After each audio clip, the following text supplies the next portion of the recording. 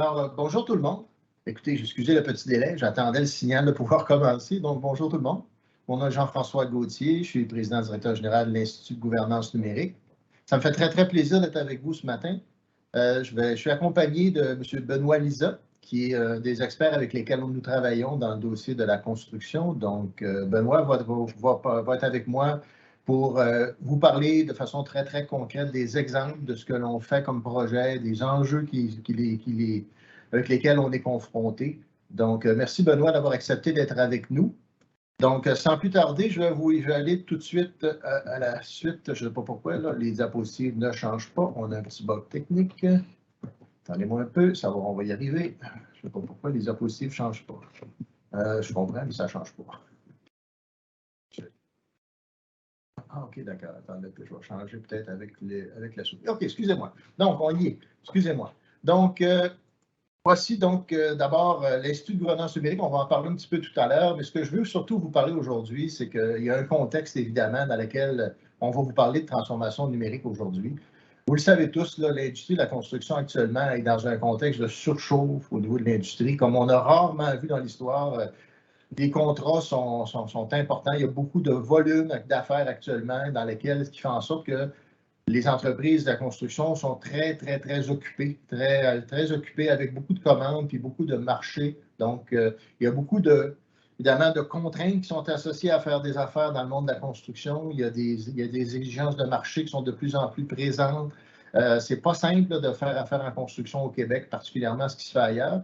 Mais ce qu'on voulait surtout vous parler aujourd'hui au niveau du contexte, c'est qu'il y a deux grands, je dirais, à notre lecture à nous, à travers tous les défis que les industries de la construction ont à faire face, il y en a deux qui sont, à notre avis, particulièrement importants de comprendre puis de saisir, comme nous, on voit en tout cas se profiler à l'horizon de façon plus importante. Vous connaissez déjà tout l'enjeu de la fabrication en usine, donc vous savez comme moi probablement que dans les prochaines années, en fait dans la prochaine année, il va y avoir au Québec des grandes usines qui vont s'installer, qui vont faire en sorte qu'il va y avoir encore plus de fabrication en usine. Donc, c'est des usines à très grande capacité qui vont se déployer, puis dans la prochaine année ou dans les prochaines années, ça va avoir comme impact que de plus en plus, la construction va se faire en usine plutôt que sur chantier. Donc ça, c'est une tendance lourde, vous la connaissez probablement, évidemment, plus que moi, mais c'est quand même une tendance qui est importante. Puis par ailleurs, il y a le BIM, le fameux Building Information Management, la façon de gérer les projets qui est maintenant une orientation gouvernementale dont on va vous parler un petit peu plus aussi, parce que, vous le savez sans doute, le gouvernement du Québec a adopté ce qu'on appelle une feuille de route pour le déploiement du BIM.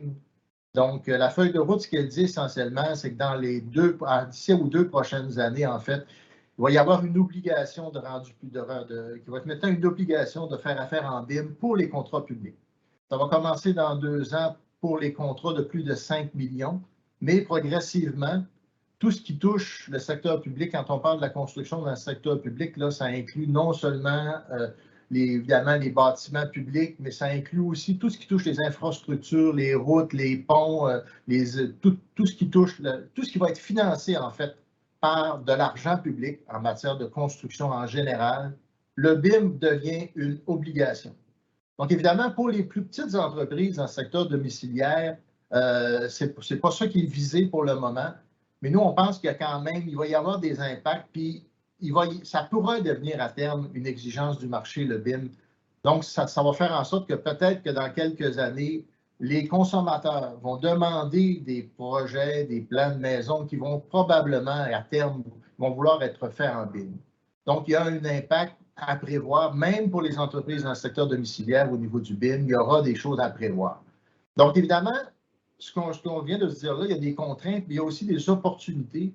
Puis, ce qu'on va essayer de vous parler aujourd'hui, c'est évidemment de la transformation numérique comme une opportunité. Parce que c'en est une, en fait, pour nous, c'est comme un incontournable. Là. Je pense que la plupart des entreprises réalisent que se transformer numériquement, c'est comme une étape qui est requise pour faire face à ces défis-là, que sont la fabrication en usine, le BIM et d'autres éléments de contraintes qui sont dans le marché actuellement dans les prochaines années.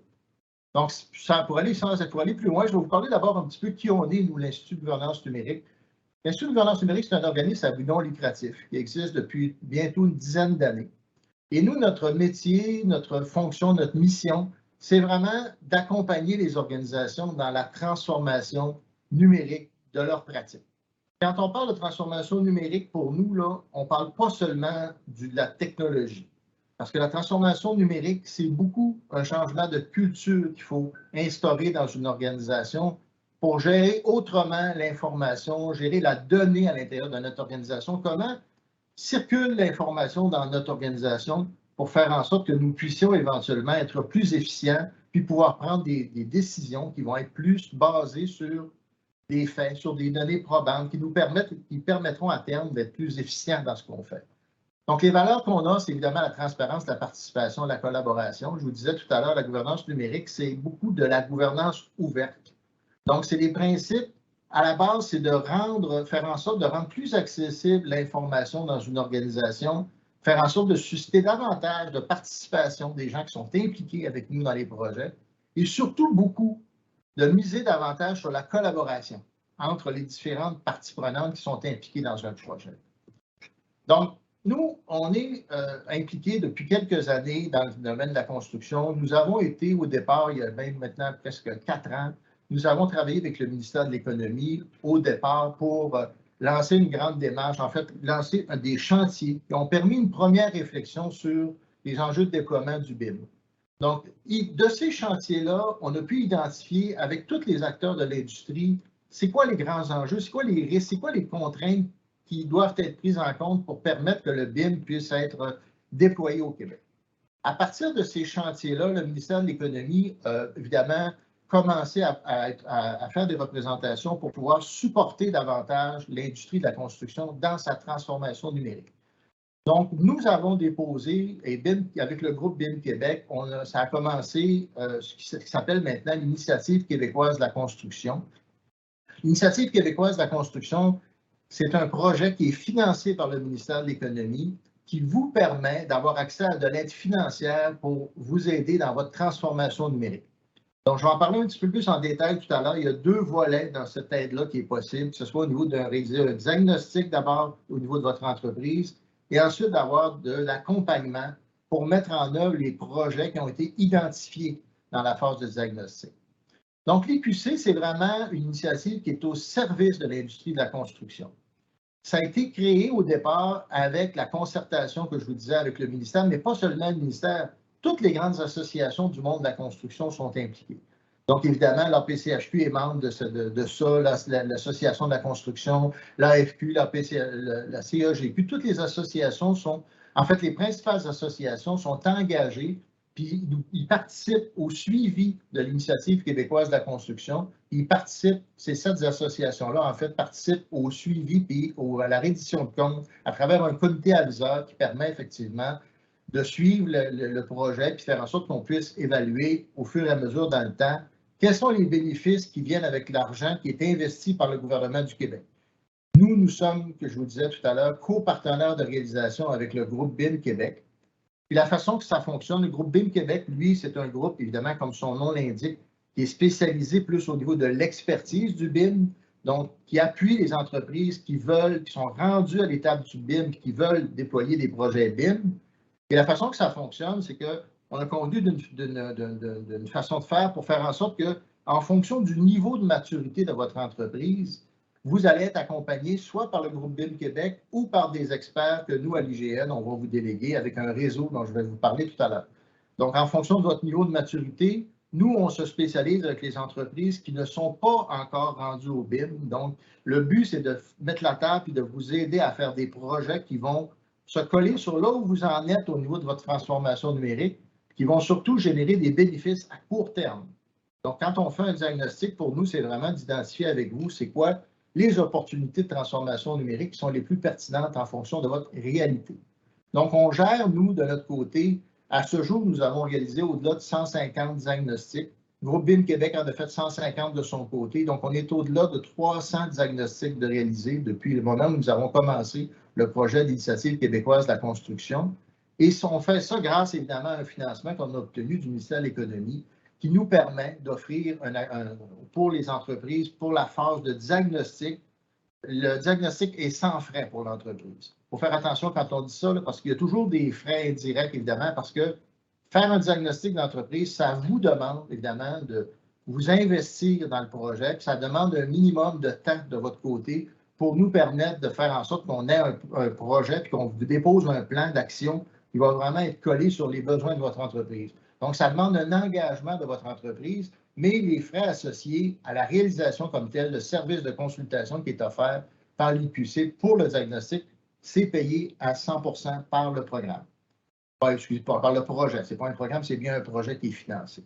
Donc, l'autre volet, le volet de l'accompagnement, celui-là, c'est un financement qui est à 50%. Donc, les projets qu'on identifie à la phase de diagnostic, les priorités de votre entreprise, on peut les aider à se mettre en œuvre à travers un accompagnement, puis un projet qu'on va fixer avec vous, qui peut comprendre évidemment plusieurs projets, plusieurs initiatives, dépendamment des besoins qui ont été identifiés dans la phase de diagnostic. Pour faire ça, on travaille en réseau, on travaille en équipe. Nous, l'IGN, une des valeurs qui nous porte, qui est très, très importante, c'est la neutralité dans l'intervention. On travaille donc avec un réseau d'experts, des experts qui proviennent essentiellement des centres de transfert technologique. Pour ceux qui ne savent pas de quoi je parle, quand je parle des centres de transfert technologique, c'est des organisations publiques. Il y en a 59 au Québec qui sont associés avec des cégeps. Donc, il y en a 59 partout au Québec. Et il y en a plusieurs d'entre eux qui travaillent directement dans le monde de la construction. Donc, nous, on travaille avec actuellement 5 centres de transfert, que sont Productique Québec, que sont le CEREX, que sont le CIMEX. C'est tous des centres qui sont dans différents domaines spécialisés dans l'accompagnement d'entreprises. Et le réseau, il faut que vous compreniez qu'eux accompagnent l'innovation, font des projets d'innovation, de recherche appliquée. Et leur but, c'est vraiment d'être en mode solution avec les entreprises. Donc, c'est vraiment de la recherche appliquée puis de l'accompagnement pour faire en sorte que l'entreprise aille plus loin dans son processus d'innovation qu'elle a déjà choisi. Mais c'est vraiment quelque chose qui est adapté à la réalité de l'entreprise. Donc, les CCTT, eux, accompagnent pour à peu près 10 000 projets par année, environ 5 000 entreprises. Donc, c'est des gens qui ont beaucoup d'expérience dans la relation qu'il faut qu'il se fasse entre les entreprises et un consultant qui va être... Évidemment, ces centres-là sont financés par le gouvernement, donc ils sont en vertu de la loi, relèvent d'un cégep. Donc, ça garantit pour nous une neutralité dans la façon d'intervenir parce que, là, vous savez comme moi, là, il y a beaucoup, beaucoup d'offres qui est faites par les fournisseurs de produits logiciels. Et malheureusement, bien évidemment, c'est souvent un réflexe pour l'entreprise de dire on va rapidement s'acheter un logiciel. Puis c'est là que c'est important d'avoir un conseil qui va être neutre et indépendant, qui ne sera pas lié à aucun fournisseur.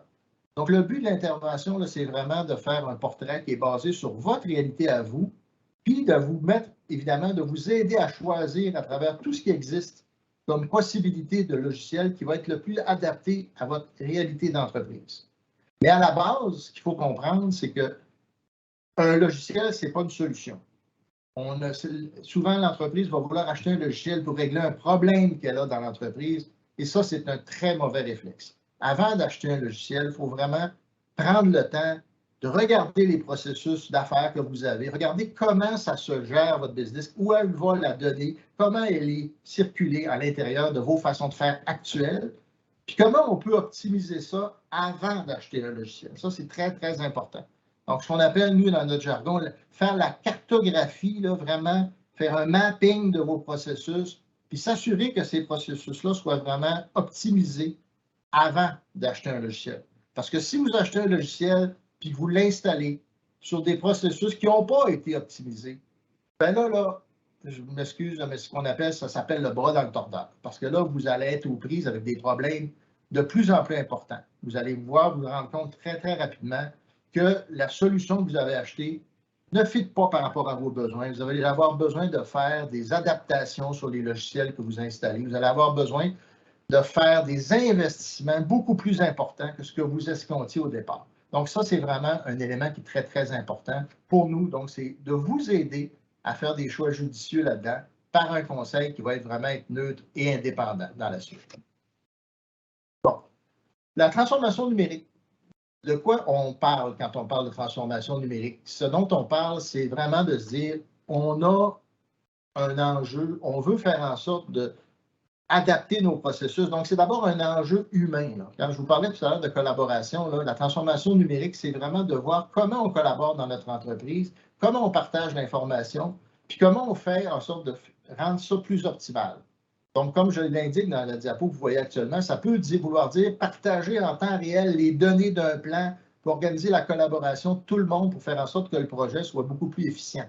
Ça, entre autres, c'est le BIM qui va permettre de le faire à terme. Mais avant d'arriver au BIM, il y a évidemment des étapes qu'il faut franchir, il y a des éléments qu'il faut faire. C'est ce qu'on va vous parler un petit peu plus loin.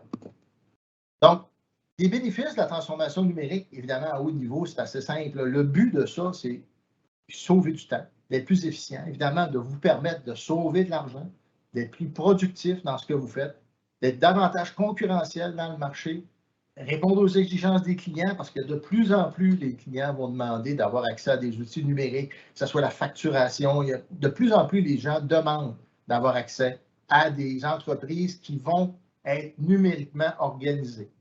Donc, évidemment, on va pouvoir permettre à terme aussi d'améliorer la logistique, les déplacements entre les chantiers, garder un historique des chantiers. Donc, il y a un paquet d'avantages qui vont vous permettre d'être davantage concurrentiel et davantage attractif aussi. Même pour l'attraction des jeunes employés, les jeunes, de plus en plus, vous le savez, souvent, c'est des natifs du numérique et ils veulent travailler dans une entreprise qui est déjà numérisée pour permettre effectivement de mettre à profit leurs compétences qu'ils ont déjà acquises dans ce réseau-là. Donc, c'est vraiment une adaptation de votre entreprise qui va faire en sorte qu'à terme, on va pouvoir de plus en plus vous adapter, vous aider à être plus performant puis assurer une relève dans votre entreprise. Là-dessus, je passe un peu la parole à mon ami Benoît qui va vous donner quelques exemples concrets de la transformation numérique puis qu'est-ce qui se vit dans les projets que nous avons conduits à ce jour. Benoît. Bonjour tout le monde, j'espère que ça va bien. On m'entend bien, Jeff? Ça va? Oui, très bien, très bien. Génial. Essentiellement, en fait, il y a 3 volets que je voulais regarder avec vous. En fait, Jean-François va présenter rapidement tout à l'heure, donc Benoît Lisotte, enchanté. Donc, je suis dans le réseau d'experts, en fait, que Jean-François a parlé tantôt. Donc, pour faire très rapidement, ça fait je vous dirais, plus d'une dizaine d'années que je fais des diagnostics numériques. Depuis quelques temps, en fait, depuis les tout débuts avec IGN au niveau du milieu de la construction. Donc, ce qui est intéressant, c'est qu'on était intervenu, donc ça va être, dans le fond, un petit peu le contenu de ma partie, en fait. C'est qu'on a vraiment un pouls de comment ça se passe là, sur le terrain. Donc, on parle à la fois oui, on a fait des grandes, du moins moyennes entreprises, donc de plusieurs centaines d'employés, mais beaucoup de très petites aussi. Donc, on se spécialise beaucoup avec la TPE et la PME. Donc, c'est intéressant parce que, c'est ce qu'on voit un peu à travers les problématiques, ce qu'on va discuter, c'est qu'on a des réflexes en tant qu'entreprise. Il y en a plusieurs. Bon, écoute, le numérique, c'est-tu vraiment fait pour moi? Ça fait un certain temps que je travaille en papier, j'ai un petit ordinateur, j'ai mon cellulaire, on se débrouille bien avec ça. Et c'est vrai, on ne se le cache pas que pour l'instant, ça fonctionne bien. Cependant, comme Jean-François le disait, il y a plusieurs éléments qui s'en viennent et il faut s'y préparer. Vous le vivez probablement actuellement, faire un virage numérique ou simplement intégrer du numérique. On parle simplement d'une tablette cellulaire. Vous avez des employés que juste un courriel, c'est un défi. Donc, déjà en partant de là, si on s'en vient éventuellement où on vous dit, ouais, le BIM, ce n'est pas implanté chez vous demain matin, mais vous allez avoir des donneurs d'ordre. Donc, si vous êtes des sous-traitants et que le donneur d'ordre vient qu'à utiliser un gros logiciel BIM dans sa gestion de projet et que vous devez soumissionner sur ce genre de projet-là ou qu'on vous demande d'utiliser une partie de ce logiciel-là puis que vous n'êtes pas prêt à ça, il va y avoir un grand pas. Donc, il faut préparer l'entreprise, en fait, dans ce changement-là. Et c'est ce qu'on voit actuellement sur le terrain, en fait. Donc, des problématiques, j'en ai énuméré quelques-unes. C'est vraiment au travers des diagnostics qu'on a faits et de l'accompagnement des entreprises. Donc, essentiellement, il y a une grande variance au niveau des connaissances, au niveau de l'informatique. Donc, en effet, je peux avoir une entreprise qui est 2, 3 employés, qui est hyper performante au niveau informatique, ça se passe bien, on est équipé chez nous et tout, ça va. Cependant, j'en ai d'autres qui ont une dissonance. Donc, j'ai soit des dirigeants ou une seule personne au sein de l'entreprise qui est très à l'aise avec l'informatique et d'autres que pas du tout, en fait. Donc, du fait même, évidemment, on n'est pas informatisé. Des fois, c'est arrivé dans des compagnies, j'en fais une actuellement, qui sont justement sur une TPE. La direction, ou du moins la personne qui gère l'entreprise, n'a même pas d'ordinateur, en fait. A simplement un téléphone cellulaire, puis j'ai une ou deux personnes qui ont des ordinateurs à l'interne. Donc, à ce moment-là, si on dit, ah, ben, je vais acheter un logiciel et tout, ben, ça fonctionne plus ou moins bien, où j'ai des dissonances parce que j'ai quelqu'un qui est sur du Mac, l'autre qui est sur du Android, l'autre, bref, on a une variance aussi au niveau des technologies, ce qui fait que ça devient bien difficile à supporter, en fait, au bout de la ligne, où j'ai un pépin ou quoi que ce soit, j'achète des logiciels, ça marche sur un, pas sur l'autre, donc ça fait partie un petit peu des problématiques qu'on rencontre. Évidemment, il y a le manque de temps qui est flagrant, c'est-à-dire vous êtes déjà énormément dans les opérations. Donc, oui, on pourrait venir se supporter à partir de l'informatique, mais implanter ça, c'est quoi les meilleurs choix qu'on fait? C'est pas toujours évident. Fait qu'on est beaucoup en mode essai-erreur. Oh, ben, on va acheter ça, un peu ce que Jean-François stipulait tantôt. On va acheter quelque chose, je pense que ça va faire la job. J'ai un petit weird à l'interne qui pense que ça va être ça, ou mon cousin, mon oncle a pensé à telle affaire. J'ai telle autre compagnie. On essaye des trucs. Par manque de temps, bien évidemment, on limite nos choix. Donc, on ne peut pas faire l'effort d'aller chercher 2, 3, 4 opportunités, puis choisir la bonne qui fit très bien avec notre entreprise. On prend des fois un petit peu les moyens du bord pour se dépanner. Ou avec ce qu'on est confortable. Donc, des fois, il y a une personne qui est confortable au sein de l'entreprise avec une technologie X, puis ben, on va implanter ça dans l'entreprise en espérant que ça fonctionne plutôt bien. C'est le genre de problématiques qu'on voit dans les plus petites entreprises. En général aussi, ben, évidemment, j'en ai parlé un peu de la difficulté de la gestion du changement, mais surtout aussi un peu d'accès, c'est surtout les dirigeants. Exemple, quand vous arrivez pour faire votre gestion de projet, votre facturation, ces éléments-là, on court tout le temps après de l'information. Donc, vous n'avez pas vraiment d'indicateur, pas de tableau de bord. C'est beaucoup géré dans du Excel que quelqu'un a fait. On veut faire des changements, c'est pas trop clair. Donc, on veut avoir des données précises. Puis, je vais en parler tantôt dans les histoires à succès. Là, vous allez voir un bon lien avec cet accès aux informations-là, qui est souvent, je vous donne un autre exemple concret, exemple, toutes mes conversations, mes documents sont sur des téléphones cellulaires personnels. Donc, pour se transiger de l'information d'une personne à l'autre, ben, essentiellement, c'est du courriel. Donc, c'est un copie conforme à un copie conforme à l'autre. On devient dans de la gestion de projet par courriel. Ça devient vite un bordel, permettez-moi l'expression. Évidemment, on a aussi plusieurs outils qui ne parlent pas. L'exemple classique, vous faites de l'estimation chez vous, on a un logiciel comptable, j'ai un logiciel de gestion de projet.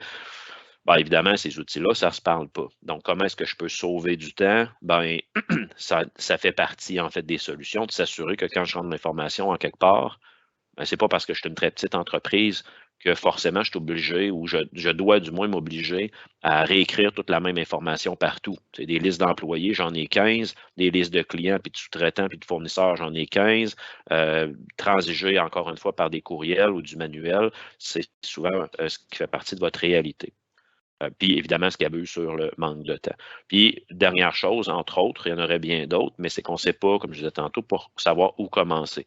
Donc, essentiellement, c'est oui, OK, j'ai besoin peut-être d'informatique, il va falloir que vous me convainquiez. Puis si vous me convainquez, bien, je commence par quoi? Encore une fois, on veut éviter l'essai-erreur, puis d'acheter la première affaire du bord qui, on pense, peut nous donner un coup de main. Ce qu'on rencontre sur le terrain, c'est quoi? Bien, c'est que souvent, sur le coup, on n'a pas le temps de bien l'intégrer parce qu'on manque de temps. Soit qu'on fait affaire avec un intégrateur, un fournisseur externe, ou on essaie de le faire à l'interne. C'est après quelques semaines, des fois quelques mois, voire un an ou deux, ben là, on regrette un peu nos choix. Puis malheureusement, étant donné qu'on a pris du temps à transférer de l'information dans les logiciels, on a investi du temps et de l'argent, ça devient un petit peu désagréable de se faire dire, ben, finalement, c'était peut-être pas le bon outil, puis finalement, ben, il va falloir tout recommencer. Ça devient un petit peu, comme je dis, un peu, c'est désappointant.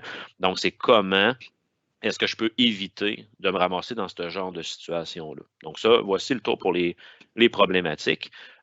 Nos réflexes, c'est les erreurs, en fait. Donc, à partir du moment où on dit, bon, OK, je suis convaincu, je pourrais me rendre vers l'informatique, je vois l'intérêt. Donc, c'est exactement ce que Jean-François disait tantôt. Donc, le premier réflexe, c'est d'acheter rapidement des solutions numériques. Donc, soit des logiciels ou soit du matériel. Exemple classique, j'aimerais que mes gens de chantier, parce que si vous êtes des petites entreprises, c'est pas parce que vous n'avez pas de gens à gérer. Des fois, ça peut être, vous êtes 3, 4, 5 dans le bureau, mais 80% et plus de votre chiffre d'affaires, c'est parce que vous engagez des sous-traitants. Donc, le réflexe, c'est de dire, ben parfait, moi, je vais donner des tablettes, puis je vais dire à tout le monde, vous allez prendre des téléphones cellulaires. Donc, on se rentre rapidement dans le matériel. Cependant, si les outils en arrière ne sont pas là, ou la formation, les connaissances ne sont pas là en arrière pour nous appuyer, on va se ramasser rapidement avec d'autres problèmes. Les tablettes qui ne marchent pas, on a voulu économiser, on a acheté quelque chose d'un petit peu plus cheap que ce qu'on aurait dû acheter. Fait que rapidement, le matériel brise, c'est pas fiable. C'est la même chose au niveau des logiciels. Je ne refais pas état de tout ce que j'ai discuté tantôt, je pense que vous l'avez bien compris.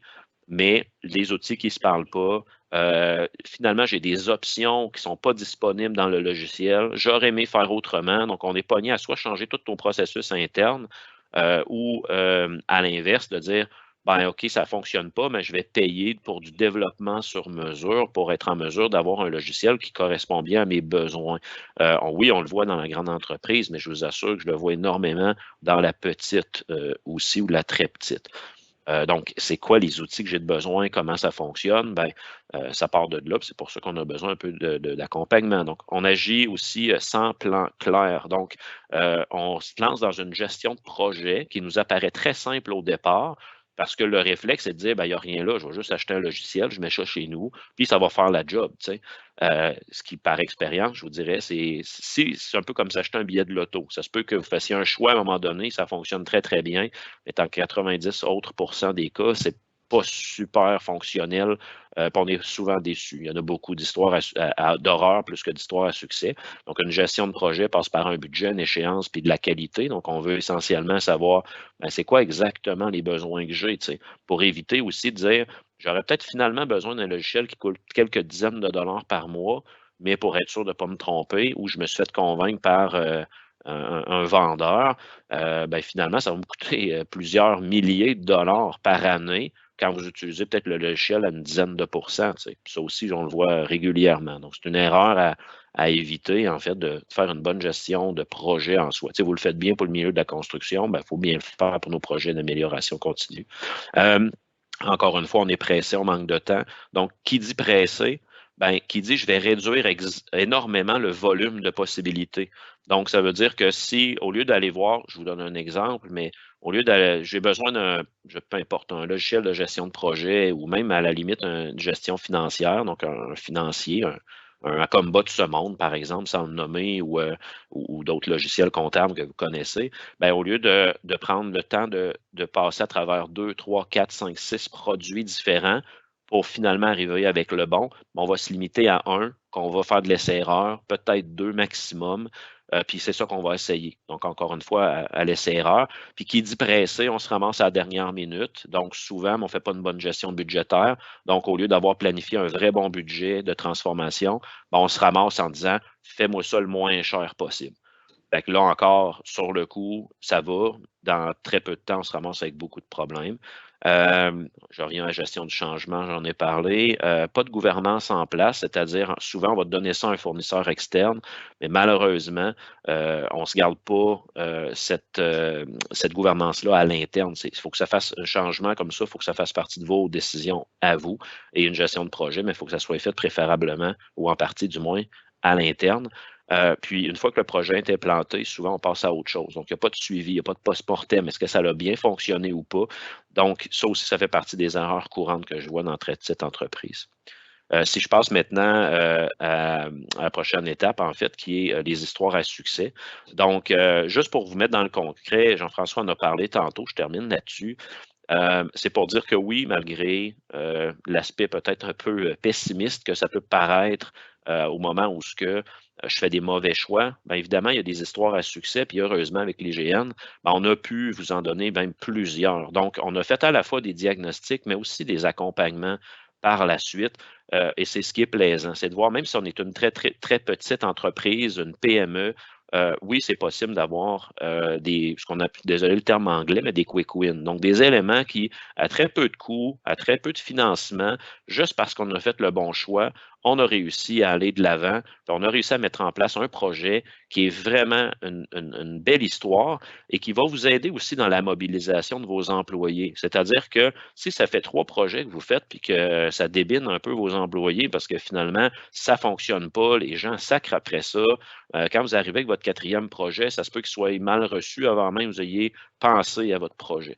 Tandis que si vous réussissez 1, 2 et 3 petits projets, là, vous allez voir que la mobilisation va être là, puis ça va aider beaucoup dans votre changement et dans votre culture d'entreprise, en fait. Donc, des exemples concrets. Donc, un des points qu'on intervient énormément souvent, c'est tout ce qui est accès à la documentation. Donc, autant par rapport au transfert de documents sur les chantiers que l'utilisation à l'interne, c'est souvent, excusez-moi le terme encore une fois, c'est souvent le bordel dans le classement, surtout dans les petites entreprises. Donc, on passe beaucoup de temps à chercher de l'information, chercher des documents. On se rend compte des fois que j'avais ça, on fait 3-4 fois le même travail. Je veux partager mes plans. Fait que oui, il existe des outils. Cependant, on oublie des fois, exemple, juste accès Internet, ces éléments-là. Donc, je vais utiliser un outil qui se connecte, mais qui est obligé sur Internet, mais ça arrive, j'ai des chantiers que je n'ai pas accès. Qu'est-ce que je fais avec ça? Fait en faisant une des belles histoires, ben, puis là, évidemment, vous comprenez que je ne peux pas nommer les entreprises.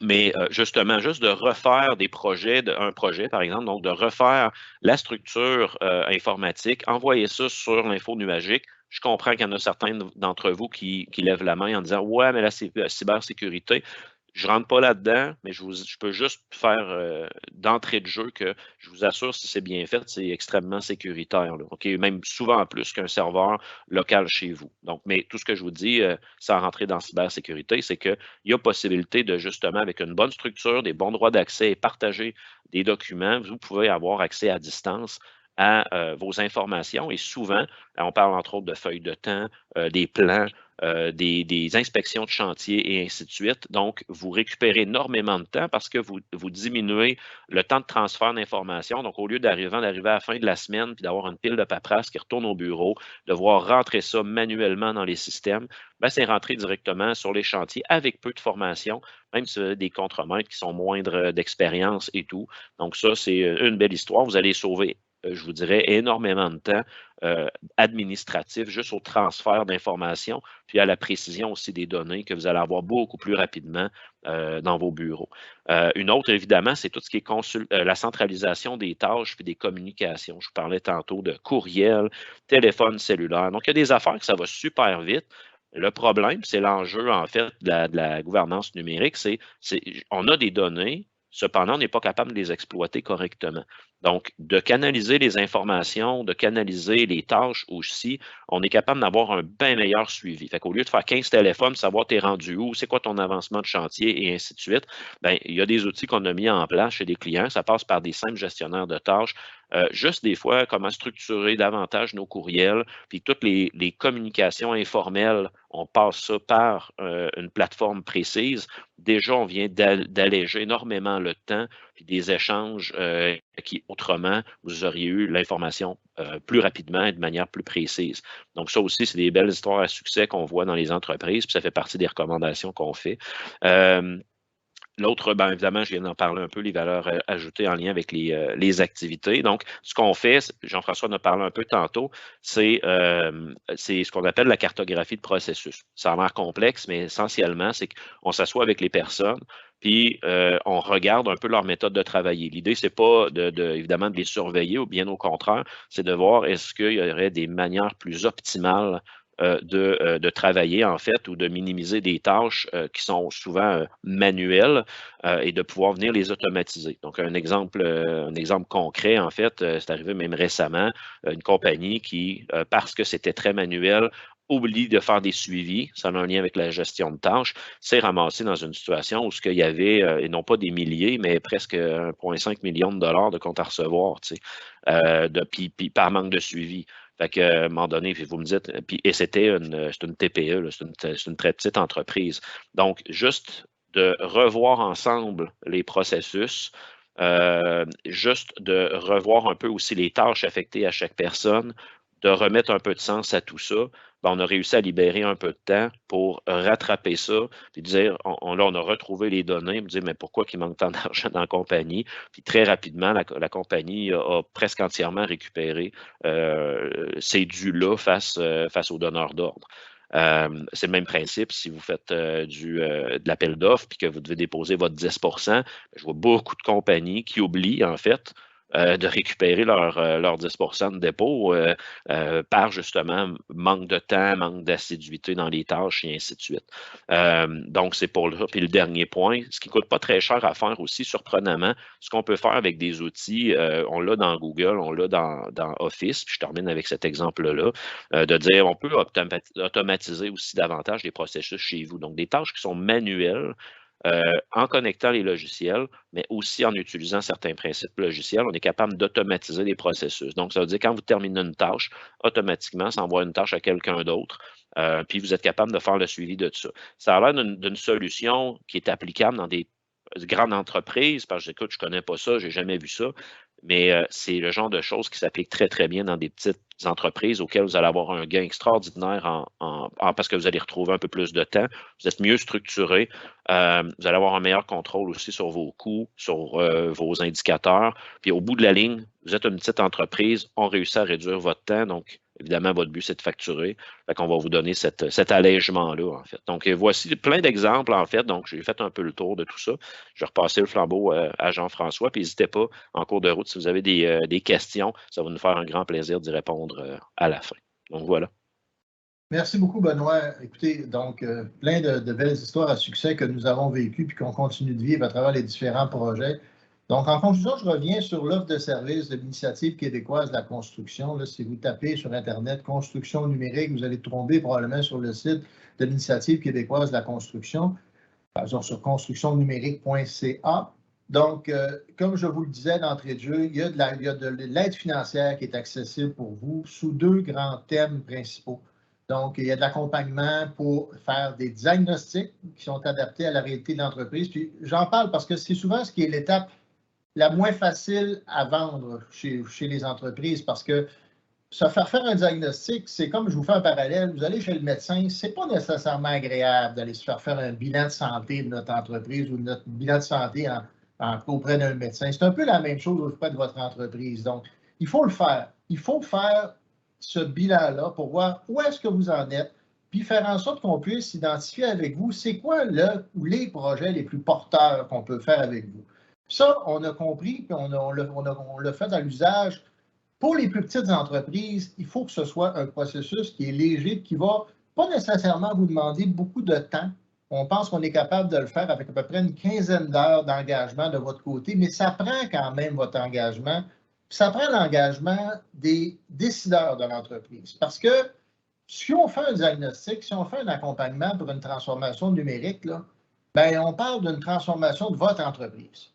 On ne peut pas faire ça en tout respect avec des gens qui ne sont pas en capacité de décider pour l'avenir de votre entreprise. Donc, ça prend l'engagement des patrons, l'engagement des personnes qui sont capables de prendre des décisions sur l'avenir de la business. Ça, c'est fondamental au départ pour nous. Travailler avec des gens qui sont prêts à s'engager dans leur transformation, qui sont en mesure de prendre des décisions qui vont avoir de l'impact et qui vont permettre effectivement de réaliser des projets qui vont avoir vraiment un impact durable dans l'entreprise.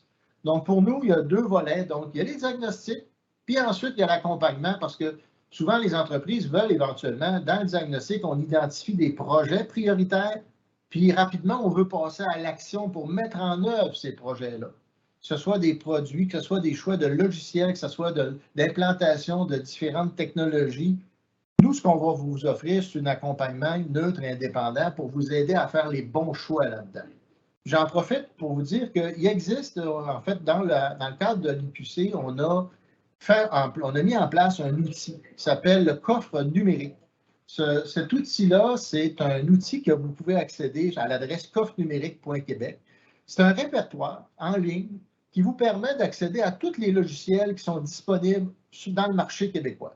Donc, tous les logiciels sont répertoriés, puis vous êtes capable, en fonction de votre besoin, que ce soit au niveau de la gestion de projet, du suivi administratif, etc., vous êtes capable de voir qu'est-ce qui est disponible dans le marché et c'est répertorié de façon complètement neutre. Donc, vous allez avoir accès sur l'information sur quel est le produit, comment ça fonctionne, quel est le site pour accéder à ce produit-là.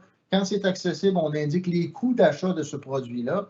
Puis, vous pouvez aussi commenter sur le site. Pour ça, c'est bien important. On a voulu faire un peu comme Amazon. Donc, pouvoir vous faire bénéficier de l'expérience vécue d'utilisateurs qui ont déjà en usage ces produits-là, qui vont venir nous donner des avis sur leur appréciation de l'utilisation de ces différents logiciels-là. Donc, c'est un outil, je pense, qui est intéressant, qui existe, puis qui a été conçu justement pour aider les petites entreprises à faire des choix devant toute la panoplie des outils disponibles dans le marché. Évidemment, ce n'est pas un outil que vous pouvez nécessairement utiliser toujours seul. On vous recommande évidemment d'être accompagné pour faire en sorte de faire les bons choix à l'intérieur de ça. Donc voilà, ça vous fait un petit topo de ce qu'on va vous parler aujourd'hui. Mais d'abord, en conclusion, je vous dirais que la transformation numérique, ce n'est pas un sprint. Il ne faut pas voir ça comme une course à court terme. Il faut vraiment le voir comme un marathon. Et avant d'apprendre à courir dans un marathon, il faut s'entraîner, il faut y aller surtout une étape à la fois. Il faut se mettre en forme au niveau de notre entreprise. Ça veut dire commencer par un petit projet. Comme disait Benoît tout à l'heure, il faut faire des petits projets à succès. Ils vont vous donner le goût d'aller plus loin, puis ils vont faire en sorte que progressivement, vous allez vouloir aller plus vite dans votre transformation numérique, mais il faut vraiment le voir comme quelque chose de longue haleine. Une entreprise, ça ne se transforme pas en 1 mois, en 2 mois. C'est un processus de longue haleine qui chiffre en mois puis en années.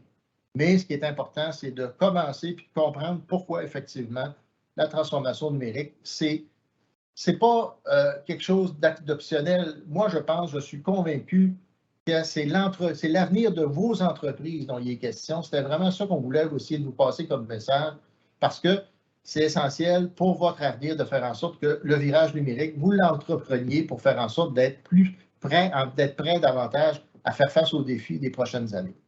Voilà, je vous remercie beaucoup de votre temps. Puis évidemment, on est très, très ouvert. J'espère que vous avez des questions. On est ouvert à la période de questions.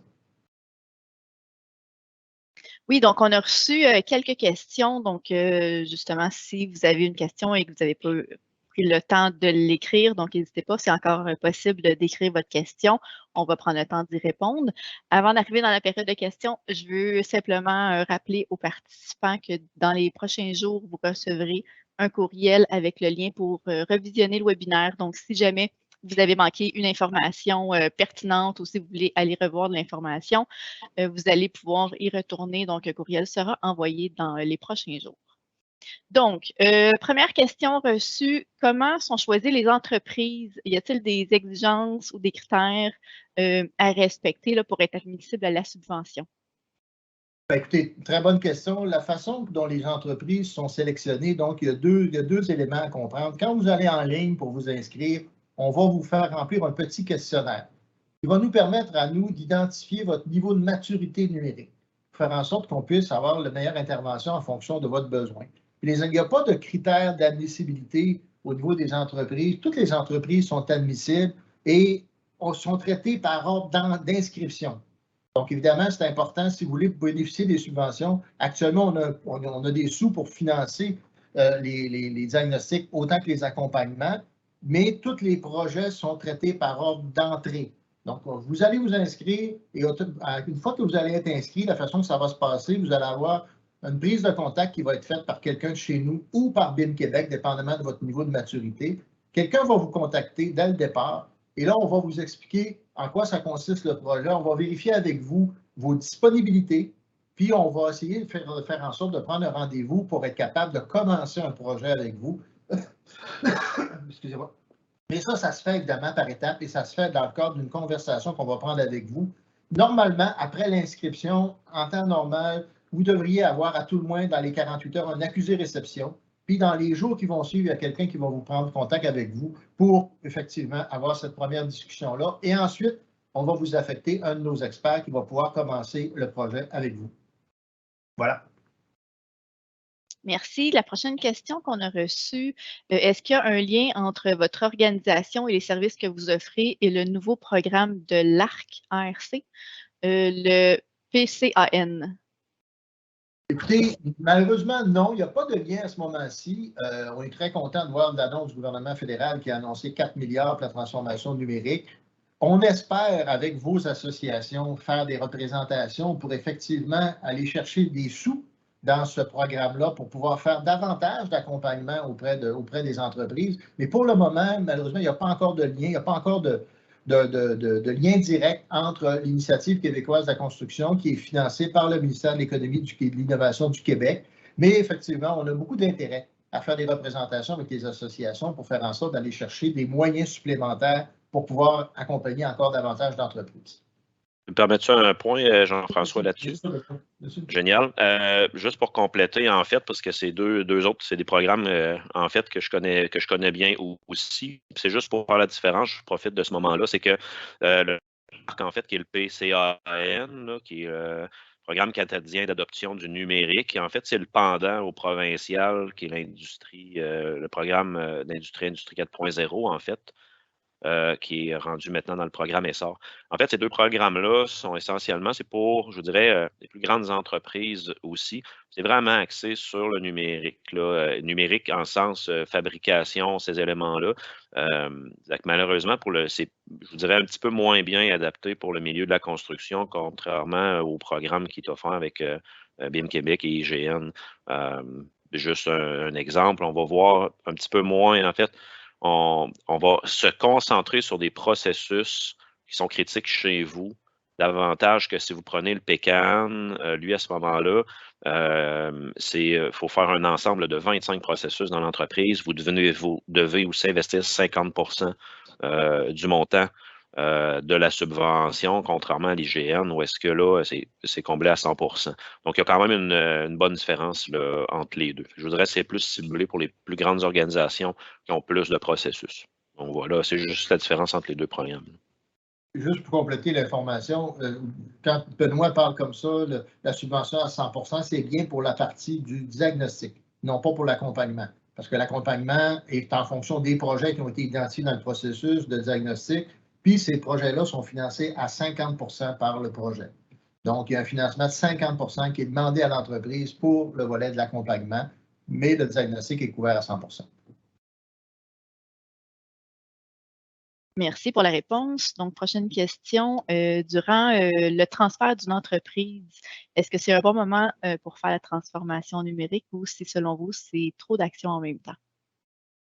Benoît, je vais te laisser répondre à celle-là. Oui, avec grand plaisir. Je vous dirais, en toute honnêteté et transparence, c'est du cas par cas. C'est-à-dire que, parce que je voudrais essentiellement pour vrai, ça demanderait une consultation précise. Ce qu'on ne conseille pas, évidemment, c'est de faire un paquet de changements en même temps. Parce que c'est sûr que si vous changez de main, exemple, je vois des transferts d'actionnariat, donc le papa qui passe ça à ses enfants ou la mère, peu importe, mais ou de dire on fait un achat d'entreprise. Il y a certains cas où est-ce que ça vaut la peine. Parce qu'on veut le planifier. Si c'est des petits projets vraiment pour simplifier certaines choses, on qualifiait de quick win tantôt, puis que ça implique peu ou relativement peu l'organisation, c'est pas trop un problème. Cependant, c'est soit du cas par cas, ou sinon, c'est que c'est vraiment un gros changement majeur. Souvent, je vais recommander de dire, faites un transfert en premier là, parce qu'il y a l'adaptation, changement de culture des fois et tout ça. Donc, faire tout en même temps, ça ne donne pas souvent des bonnes histoires avec succès. Mais si j'avais à résumer, si c'est des petits projets, des petits quick wins, bon, c'est tel que tel. Mais si c'est un changement majeur, des fois, je vois des entreprises qui changent de main, changent d'ERP, changent de tout, là, ça devient bien difficile à avoir des histoires de succès là-dedans. Une consultation, pour moi, elle serait bien importante. Puis le diagnostic en est justement un bon exemple. Voilà. Ça fait le tour des questions reçues. J'en profite pour dire aux gens que si jamais ils ont des questions là, dans les prochains jours, dans le courriel qu'ils vont recevoir, il va y avoir également l'adresse courriel là, de l'Institut de gouvernance numérique. Donc, si jamais ils ont des questions, ils vont pouvoir communiquer avec l'équipe en place là, sans problème. Donc, merci à tout le monde d'avoir participé et je vous laisse avec le mot de la fin. Bien, juste pour conclure, dans mes mots, merci beaucoup de votre participation. Puis je pense que merci à la PCHQ de nous avoir donné cette opportunité-là de communiquer avec vous. parce que, comme je vous le disais, pour nous, c'est vraiment notre priorité, là, faire en sorte d'accompagner les membres de la PCHQ, les plus petites entreprises, avec des projets puis des accompagnements qui vont vous permettre vraiment d'y aller un pas à la fois puis de faire en sorte d'avoir une belle expérience dans votre transformation numérique. Merci beaucoup tout le monde.